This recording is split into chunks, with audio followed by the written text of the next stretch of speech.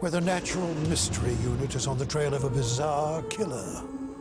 A strange predator lurks in the Australian bush.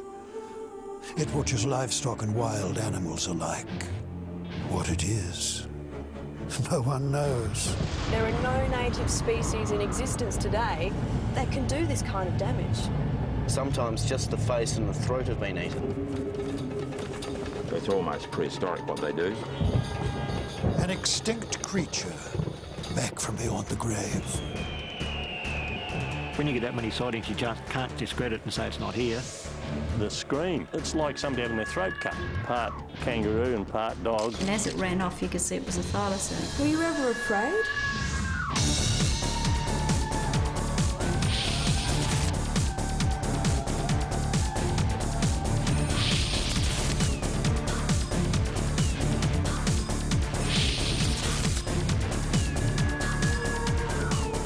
There are stranger things in heaven and earth, and you're about to see one of them.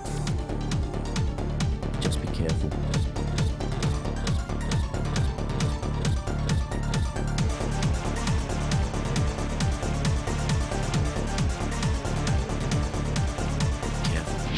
Also known as the Tasmanian Tiger or Tasmanian Wolf, the Thylacine is one of nature's most puzzling creatures.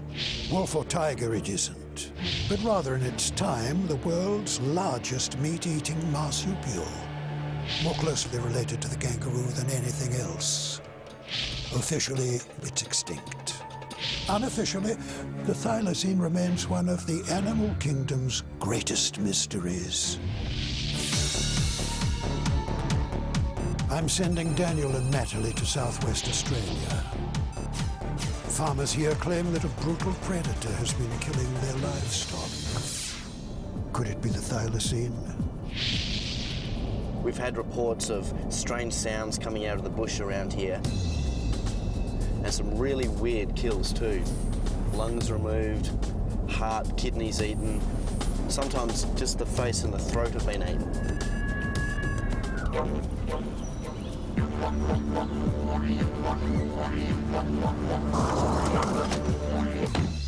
Historical records say that the thylacine killed in much the same way as has been reported by farmers in this area. Whilst wild dogs seem the most logical explanation, dogs tend to rip and tear into their prey, while the thylacine was known for its specialised hunting and killing techniques. This is actually really typical of the countryside in the southwest of Western Australia. As you can see, open pasture lands. It's very dry at the moment because we're in the middle of a dry season, and this leads up to dry woodland bordering the pasture land.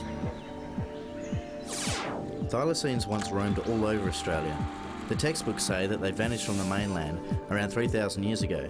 On the island state of Tasmania, the last known thylacine died in a zoo around the 1930s.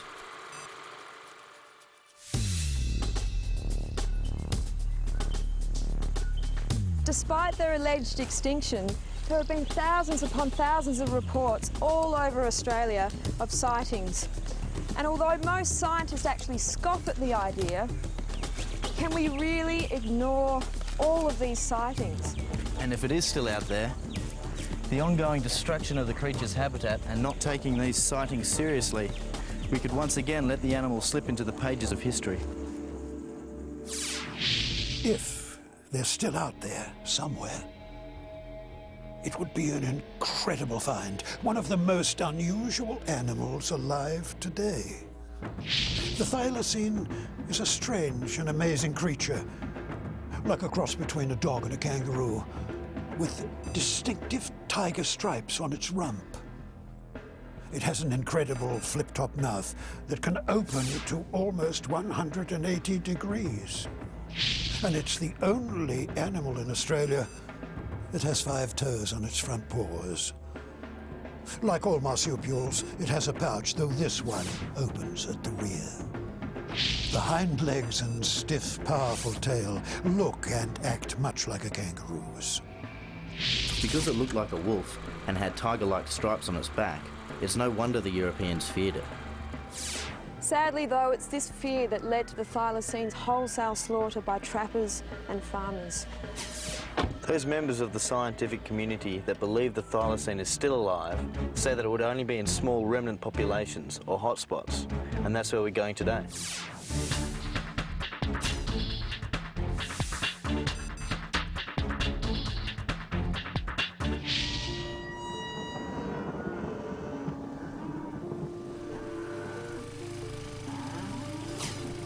Meet Sid Slee. He's farmed this land all of his life. Sid has seen more thylacines here than he can remember, and he's sure that they're alive and well and living in the forest behind his property. Well, there's no mistaking it. It was like a part kangaroo and part dog. It was exactly as you see them in the pictures. 70 years ago, when Sid was a boy, strange creatures lurked in the pampas grass around the farm. As I used to walk past in the old days, you feel the hair on the back of your neck prickle, you know, and you know something's watching you, but you couldn't see nothing.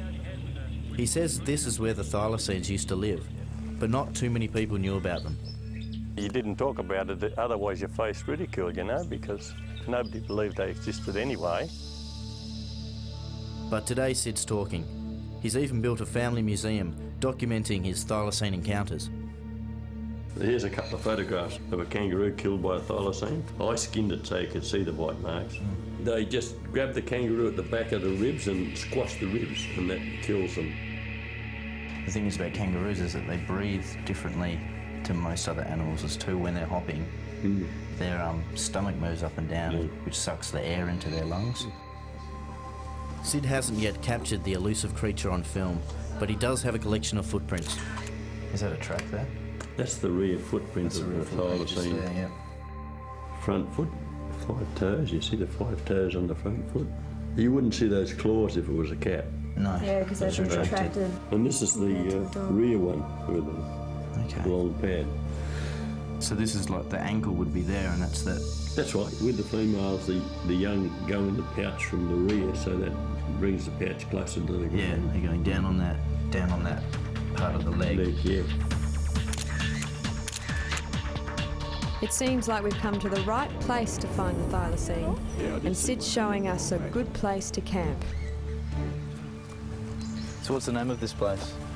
We call this Thylacine Hill, and there's a permanent water hole just over the top here, and they go down there to drink occasionally. So if the wind's going that way, anything that's coming out of that area is not going to protect us at all. Maybe we could camouflage ourselves a little bit up. Well, that'll be an ideal spot in there, I'd say.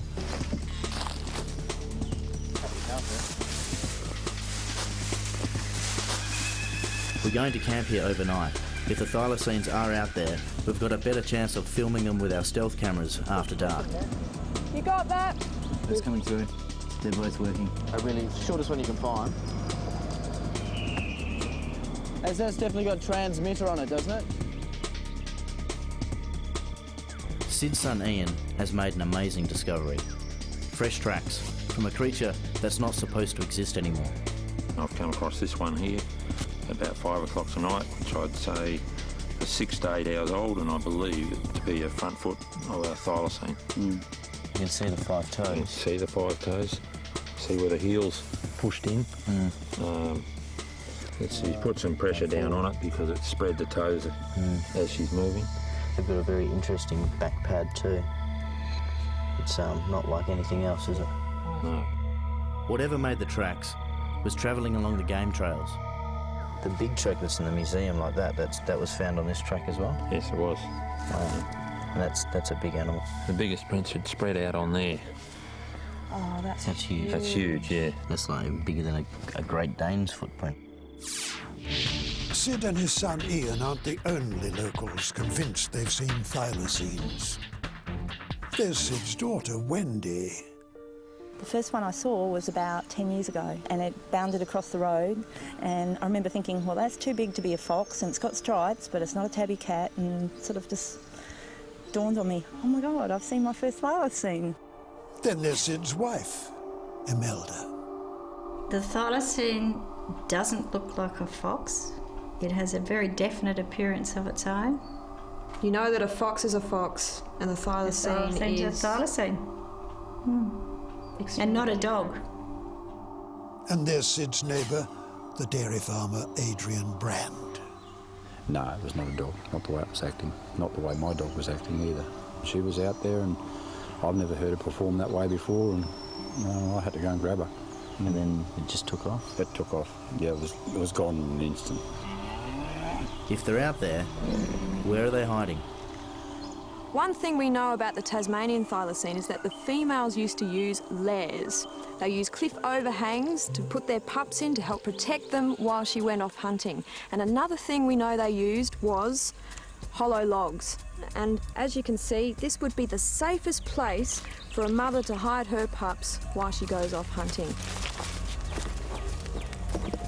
What we've got here is a game trail coming from the state forest onto Sid's property. Now, all the animals that live in this forest, like the kangaroos, foxes and pigs, they're creatures of habit and they tend to stick to the same trails. Now, here, you can see this is where they've come through the fence. So what we're going to do is set up a camera trap at the base of this tree and find out exactly what's using this trail. Now, the prints that we've found so far, these five-toed prints, have been intersecting these trails. So I think it's just a matter of time, really. We'll find out whether there's thylacine here or not.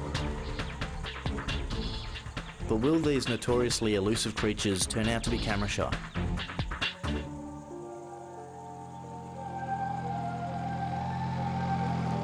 You have actually seen them? Yes, I have, yes. And they're just fascinating. They're just fascinating. They'll rear up like a big roo does, balance on their tail, they'll snap at the dogs, and they will, it's almost prehistoric what they do. The best sighting was an all-black one. He'd come out of the bush pretty well in front of us, probably 20 metres in front of us, leapt onto the road, looked and leapt off the road again, as simple as that. And he was a beautiful animal, very sleek, shiny, healthy. We stopped the car, we got out, my wife was with me, and all of a sudden the bush went quiet. And sometimes it's like the hair on the back of your neck stands up, because you know when you're out in the bush sometimes you just feel like you're being watched. Today Ian wanted to show me what he thinks is a thylacine scat. It's just incredible. From the scat point, there are tracks coming all the way back here. The closest they look like are dog prints, but dog's only got 4 toes. Now this animal's got 5 toes, its front foot looks like a dog track, and the back foot looks like a kangaroo track. We found scats that have kangaroo fur in them, and they also have a lot of tiny little bones. So have a look at this piece. You can see it's predominantly fur. It's pretty much all fur, and look at the bones. Look at them. It's filled with bones. This is quite remarkable. If this particular animal grooms itself, which most marsupials do, hopefully we can find some thylacine fur in there. So Dan and Nat have a major discovery. A trail of 5-toed prints and some suspicious droppings. And we'll be testing that hair in our labs. Very exciting. Later, Nat will show those scats to an expert. Something strange is definitely out there. Take a look at this and wonder.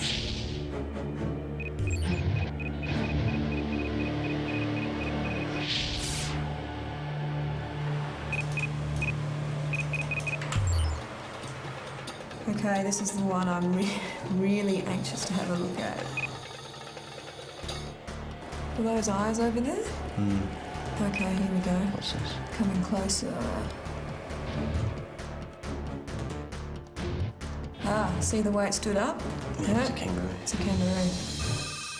Well, we only have kangaroos on these camera traps, but there were a few heart-stopping moments where we saw these 2 little beady eyes and we thought, could this be it? Could we have a thylacine here? But unfortunately, it's kangaroos all the way. So no luck yet, but fortunately we still have the camera traps down there, so the hunt continues. I'm sending Daniel and Natalie across Australia to Melbourne on the east coast, where they'll split up. Dan's going bush, while Natalie is staying in the city. We also sent some more stealth cameras down to Sid Slee's place. We now have 10 cameras on his property. If the thylacine's out there, we'll do everything to find it. But there's a man who claims to have already captured a modern thylacine on tape. Nat will take that footage to a rare animal expert. Bob Paddle is the president of AFRA, the Australian Rare Fauna Research Association, and he's an expert in animal behaviour. Okay, this is some footage from an eyewitness who believes this is a thylacine. We'll have a look at it and tell us what you think. Sure thing.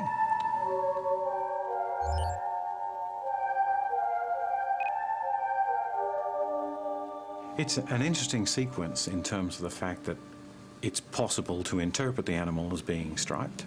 It appears to be pushing off its back legs.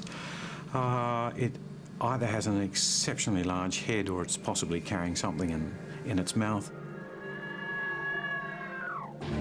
Remember those scats we found on Sidsley's farm?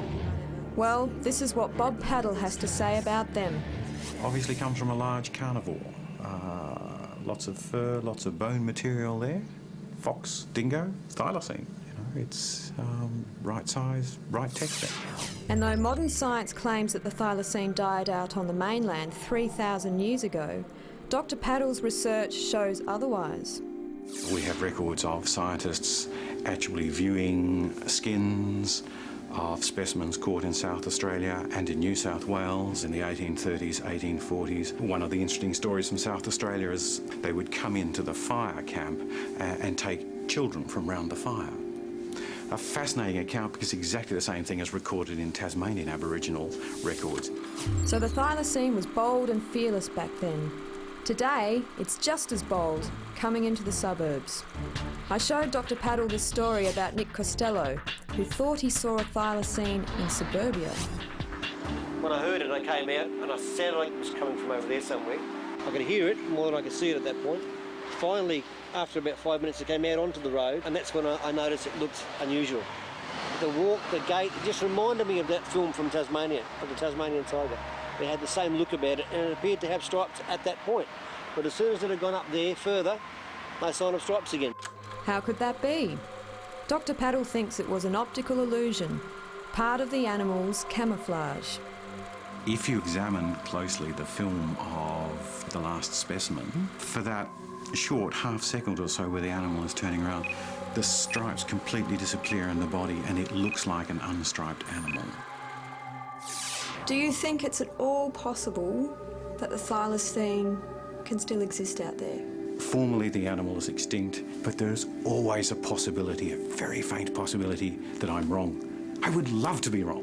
What do you say to the people that have had so many sightings of these animals and no one's willing to take them seriously? You have to be impressed at the sheer numbers of sightings that are recorded of these animals and recognise that, there have been 4,000 sightings. Even if 3,999 of them are wrong, there's always a chance that one of them might be right. What role have scientists played in the demise of the thylacine, do you think? The knowledge was there to save the species, but it was not done. Yeah, hi Dan. Yeah, I've just spoken with Bob. Oh, he was fantastic. Yeah, I won't be long. While Natalie's driving to meet Daniel, he rendezvous with thylacine hunter Murray McAllister. But things aren't going well for the boys in the bush.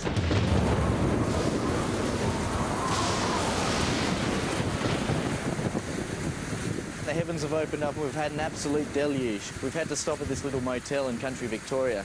We're fairly close to the location where Murray believes he hasn't just seen one thylacine, but an entire family. I couldn't believe it. Here were the 3 Tasmanian tigers sitting on the track. There was a large one there, and there were 2 3/4 grown ones. As soon as we walked into the area, the big male sat up, and we eyeballed each other with the large male standing there in the upright position. He had this real wolf-like head on him, like an Alsatian dog, and had big ears coming out of the up the top, and big, full jaw on him. Hey Nats, how are you? Okay, I'm not too far away now. Yeah, look, there's been a change of plan. The weather's turned on us. Oh, yeah, tell me about it. Look, don't meet us at the location anymore. Meet us at the motel. I'll send you the address now. Drive safely because the roads are slippery and there's a lot of kangaroos about, so just be careful.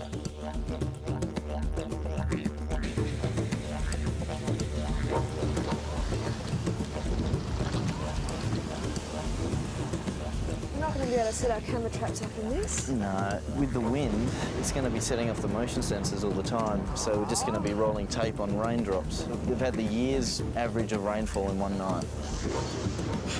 If this breaks for 5 minutes, we're there. We're there.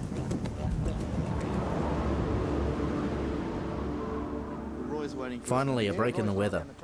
Murray takes us to meet Roy Draper, the man who invented the revolutionary eco-trap. It's eco-friendly. It's like you can catch native species and or they can be released unharmed. They don't smash themselves up. Like in the cages, when you walk up to the cage, that's when they jump around. Yeah, they get a bit of injury. But with this one, they tangle themselves up and you can handle the animal in the trap. You just wind them up tight. It doesn't hurt. We're running out of light, so let's get out there, hey? No worries.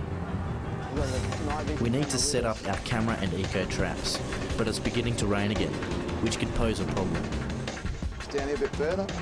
There's a trail going through the back of the bush there, so if you'd like to put a camera down here, I reckon it's an ideal spot for it.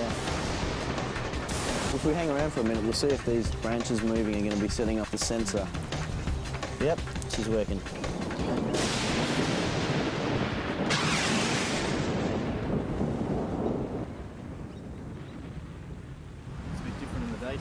Sure does, yeah. There's a few animal prints along here, which is encouraging too. Do you think it's triggered off at all? Yeah, she's rolled a few times. Oh, that's good. Let's hope it's not the wind that triggered it off. But unfortunately, it was. No animals on the tape, just the wind and the rain. Nothing in the eco-trap either. The bad weather must have kept the animals away. But not from Lana Baldwin's backyard.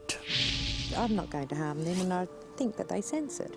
I am just astounded by the number of sightings around this area. This really is a hot spot, isn't it? It is a hot spot. I've seen the Tassie tiger, I would say, at least 20 times. In this yard alone, it's been seen twice. Okay, matey, come on. I put a lot of bones and what have you out here for the dogs. Sucker time. And I must admit that I've put it out here to coax a Tasmanian tiger as well. It knows my scent, it knows my voice, and it knows there's food whenever I come. I would swear on my grandchildren's lives. And I've got 6 of those, and they're very precious to me. And I know what I've seen. Lana has also seen thylacine tracks on and around her property. I found a few dog tracks, possibly some fox tracks, but there's some really interesting ones here. You can't see them very well because it's in sand, but the defining features are there. You can see the long hind pad there, and the toes are spread out at the front. I mean, we can't say for sure, but, you know, it's a possibility. It's a possibility that we may have a Tasmanian tiger out here. Who knows? Battling terrible weather, our Animal X Natural Mystery Unit has had a tough go of it in Victoria. Now it's time to send Dan off to the Thylacine's last refuge, Australia's island state, Tasmania. Natalie will stay in Victoria to meet with Michael Moss, the only modern man to have caught the mysterious creature on film. Officially, there hasn't been a thylacine on the mainland for 3,000 years. But then Michael uncovered some secret documents that tell a far different story. These documents, unbelievably, have not been, from my understanding here at the Public Records Office, they have not been filmed before, have not been shown, haven't even been talked about in the public sphere. This is really a world exclusive for Animal X.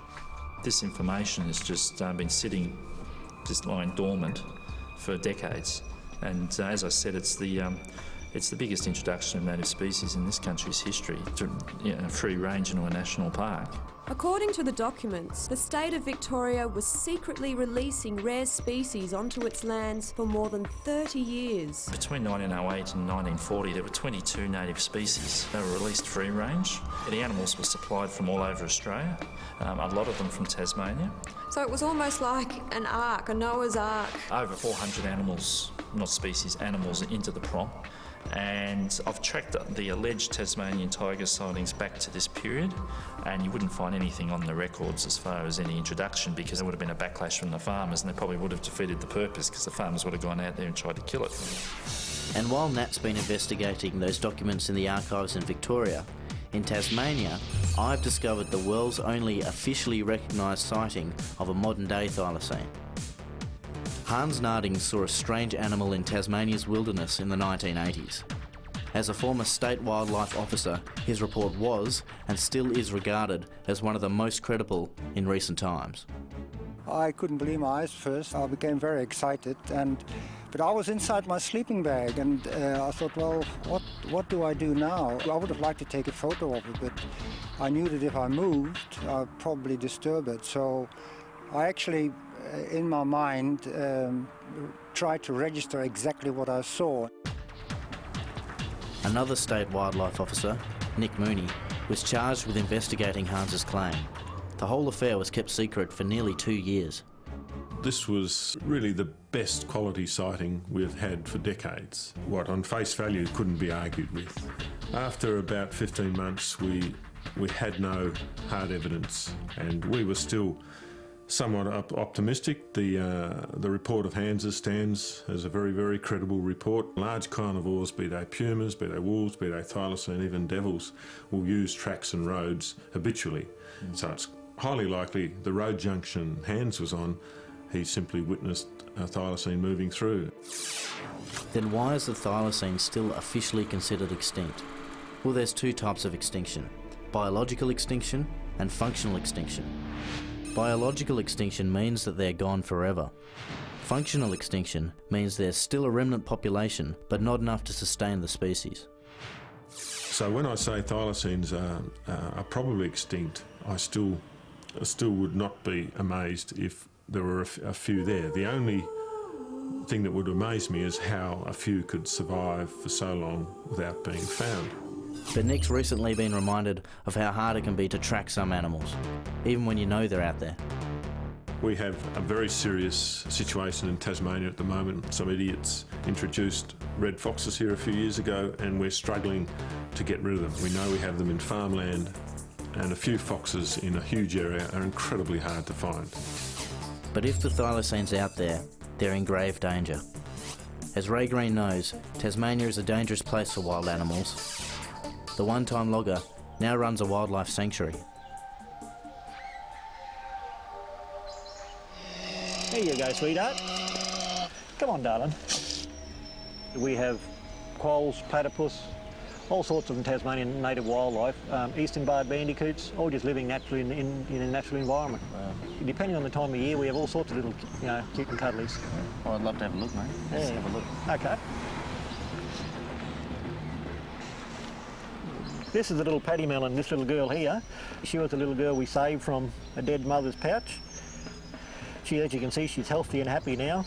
And what these guys do, they just jump out of here when they're ready. Yeah. We have electric fence on the roadside so they can't get back to the road. These are what we call our Bennett's wallabies. These guys are orphans from log trucks at night. What we do, we pick the babies out of the dead mother's pouches, raise them and then let them go again. It's logging like this, cutting down giants, measuring about 21 feet or so across, that's threatening the future of these animals and any remnant thylacine population. First of all, every single thing that's standing is knocked down.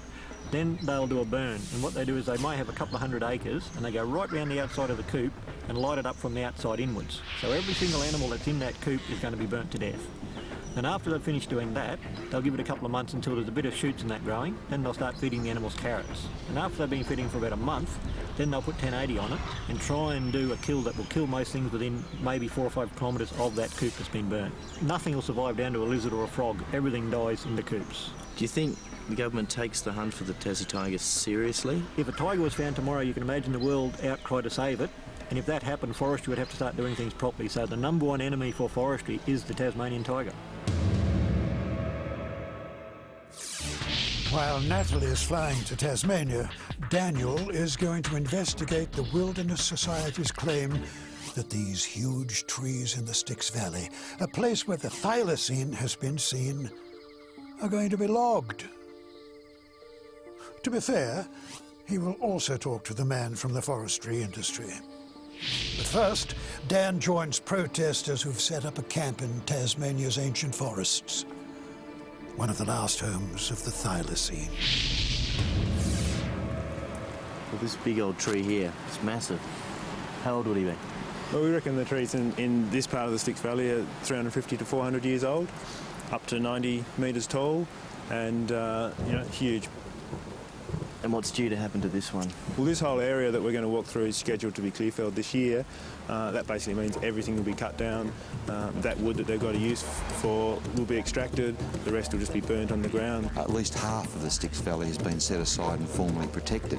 The process of doing these burns is dropping a napalm-like substance, like a liquid petroleum incendiary from helicopters. Well, it's a diesel mix that's used for lighting fires. It's a regular practice of fuel reduction burning to remove the fuels after harvesting. There's a huge mushroom cloud above the burn. It's a really horrendous high-intensity burn that, as Ray said, leaves nothing alive. So there are no animals burnt in these areas?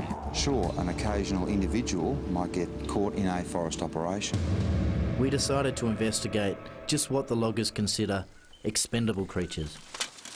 Here we go. This little guy's, we call a little swamp rat. He's a little male. Yep. Just sit him down. These guys found all through these wet forests, native to Tasmania. We're letting it back to where it come from, eh? But this place is home to more than just swamp rats. There's a whole ecosystem here. So we decided to deploy more of our stealth cameras. This one's going to cut a window in this one so we can sort of throw it, because the logs split separately. We can cover this side with the black one, and the grey one can cover this.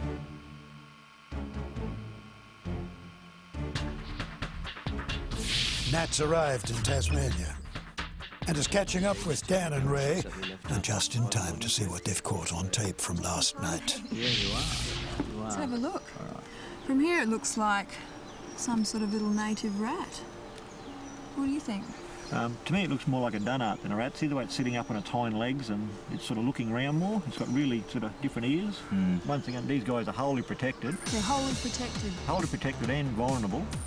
But these aren't the only animals living in this perilous place. Ray has evidence from a friend that the thylacine is here as well. But you can see the heel print, the pads are quite distinct. I've noticed you keeping it under lock and key.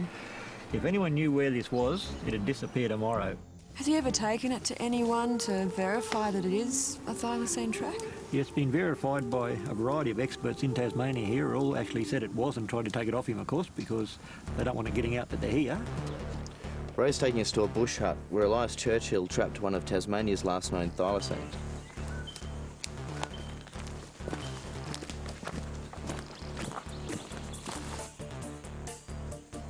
So the old timers, the old trappers that were in this area, did they say there were lots of tigers around here? They tell us that there was a lot in the area, but they're very rarely seen. People would live their whole life and never get to see one. And the amazing thing is today, they're saying that they're not here, but no one saw them before, so no one's seeing them now. Like, what's the difference?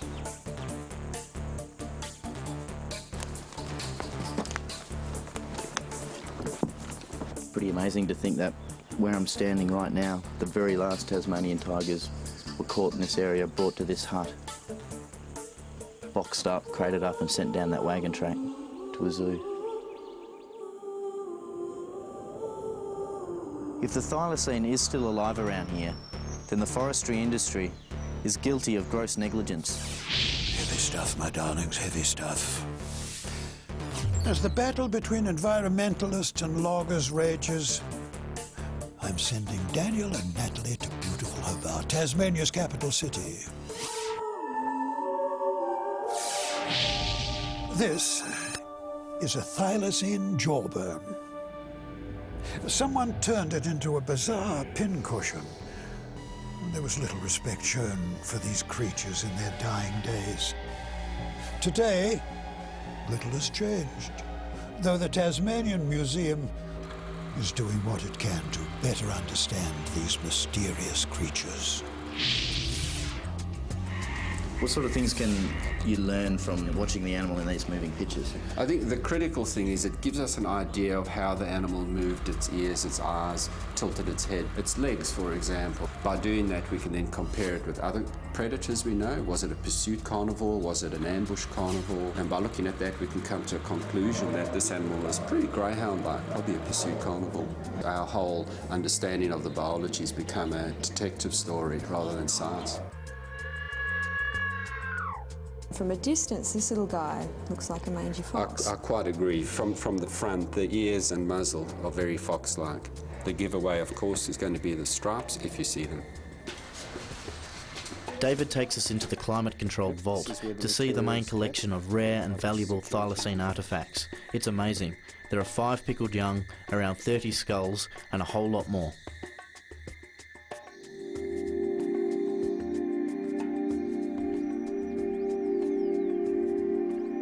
Extinction is real. It happens, and when it happens, it's incredibly sad. And I come from Africa, and I've immigrated to Australia, and I live in Tasmania, and what I found that's lost is that soul. When you go into the African bush, big predators give some sort of soul to the place, and when you go into the Tassie bush, it's absent, it's silent, and I think that's terrible. Wow.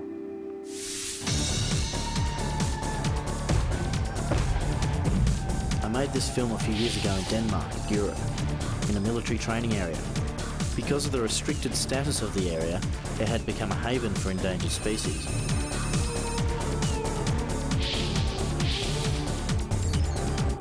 A similar situation exists in southern Tasmania.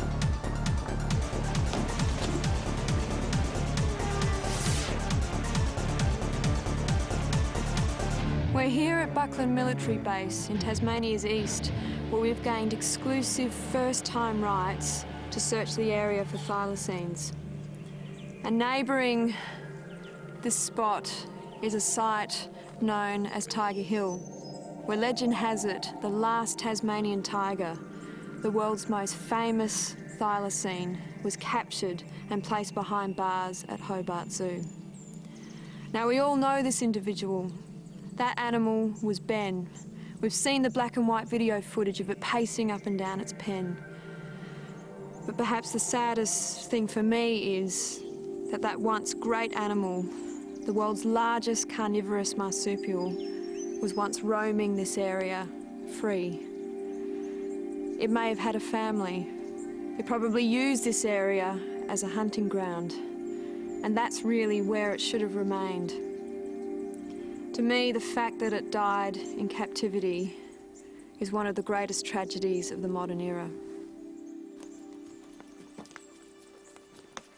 Alright, what we're going to do is put a camera trap on one of these game trails that's going along the side of this creek bed. There's wombats, droppings and tracks that we found, so see what's using these game trails. This is probably a really good spot right here because we've got fresh diggings. There are lots of diggings over there. We've got fresh scats. We'll find out. We'll see what comes out of this one. It doesn't actually go very far, but there's clear indications that an animal has been in there because you can see scratch marks where they've tried to hollow the log out. It's exciting to see a place like this because there's obviously a lot of activity and you're not sure what animals are actually in here. And I guess the thylacine would be using a similar sort of den to hide away from the cold and rain. We're going to leave the camera traps here for a few days. In the meantime, we're going to head north and meet bushman Lloyd Poke.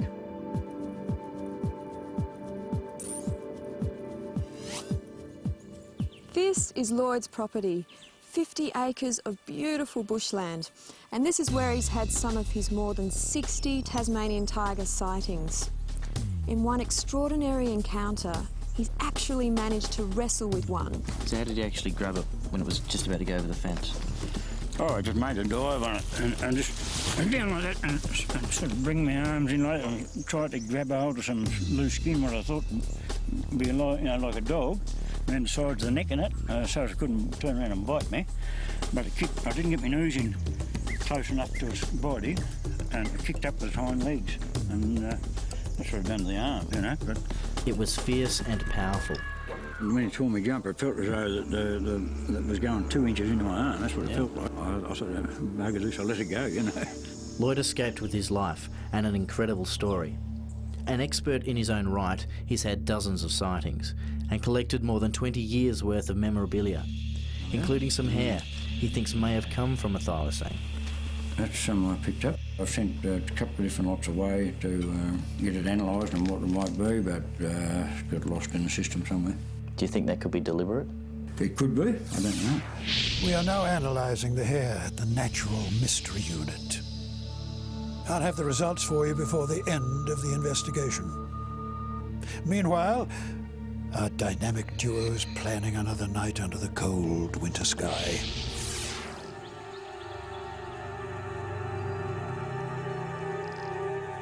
So is this environment similar to the environments that you've seen the Tasmanian tiger before? Oh yeah, no worries about that. You've got open undergrowth, and then you've got thick undergrowth, and that's where the tigers and that live in the undergrowth. But yeah, down the valley where they've got a bit more cover, a bit more quieter, and up here you've got the wallabies and the roof, and you know it's a good environment for them. So, what kind of animals would you expect a thylacine to be feeding on around here? Oh yeah, it would be Bennett wallaby and Rufus wallaby, possums, paddy melons, all sorts of things around here. There'd be good numbers of those sorts of animals around? Oh yeah, wouldn't be any shortage of them. No, there'd be around in big numbers. Look at these reeds. How perfect would that be with the stripes? The stripes would just camouflage the animals so well. Yeah. You got any ideas about where to set up camera traps? It's hard to say. Have a bit more of a scout around first, see what we can find. Check out the game trails and... Exactly. Yeah. Well, this is a good game trail, and there's one cutting through down there. Let's find one with some fresh tracks on it. Yeah. And check that out. But before they have time to put out their camera traps, they come across a strange and gruesome sight. More encouragement that the thylacines are out there. The thing that really intrigues me about this carcass is that the whole skin looks like it's been pulled over the skull, and the backbone's been snapped in two. It's been turned inside out. I mean, it's possible it's a Tassie devil, but like you were saying before, they would tend to eat everything. They'd eat the bones, they'd eat the flesh, organs, everything. Something's had a go at this, and yeah, I've never seen anything like this. It's quite bizarre.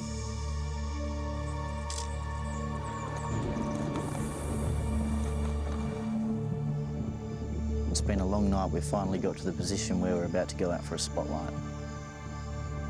What we're looking for is eye shine. And there's different coloured eye shine. We've got red eye shine, amber eye shine, but what we're really looking for is the blue eye shine as described by Sid Slee and by Lloyd. And that will give us an indication that we might have a thylacine out there. Once Natalie has actually spotted an animal and seen some eye shine, then we clip on the infrared filter and we can actually observe that animal in complete darkness, and the animal won't even know we have a spotlight on it. So here we have the spotlight projecting its normal light. Just clip the infrared filter on. And now it's completely dark over there, invisible to the human eye. But the camera, because it has an infrared filter built into it, can actually see the light so we can watch the animal in complete darkness.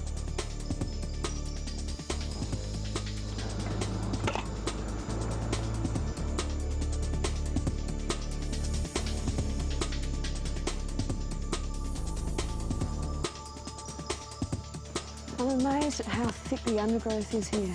And the devils and the wallabies are all hiding in this undergrowth. You'd never see them.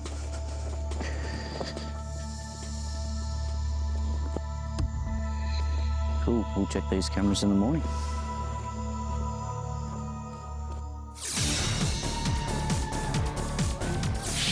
We left Daniel and Natalie sleeping under the stars on Lloyd Perks Farm.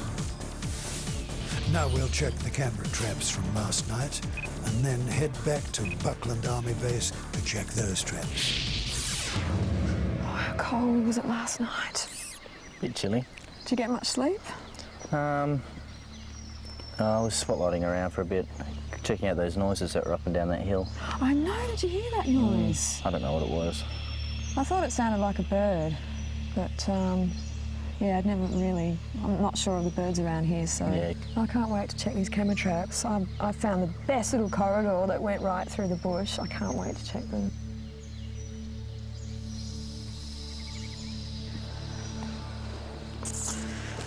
Roadkill hasn't been touched. No, but it's not to say that something hasn't come up and smelt it. Anything? No, nothing, just us. Oh, how disappointing. So nothing on this one? Oh no. Oh, what a shame. So I'm yet to be convinced. But you're still convinced that there's wallabies and devils here, even though we haven't seen any signs of them either.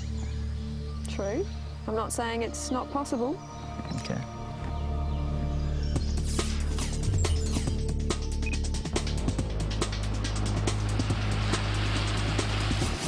We're back at Buckland Military Base to check our camera traps. I hope we've got something. Yeah, me too. Nice. What is that? Looks like a bettong or something. It is! Oh, fantastic! Oh, I'm so glad we've got something. There's wildlife here, we know that. They're not too scared of the military. But no thylacine. The mysterious Tasmanian tiger continues to evade us.